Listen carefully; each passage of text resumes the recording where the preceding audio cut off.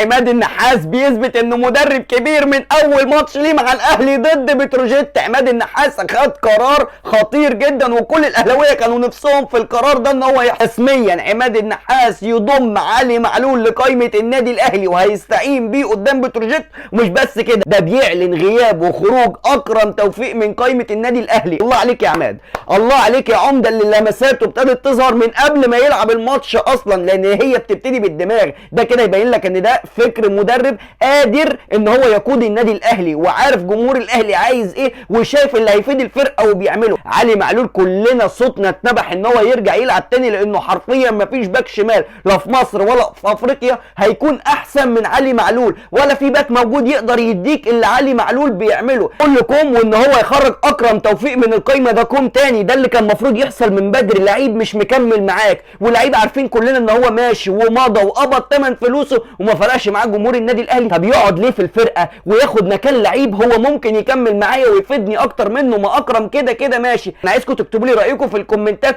في قرارات عماد النحاس انه اشرك معلول وخرج اكرم توفيق.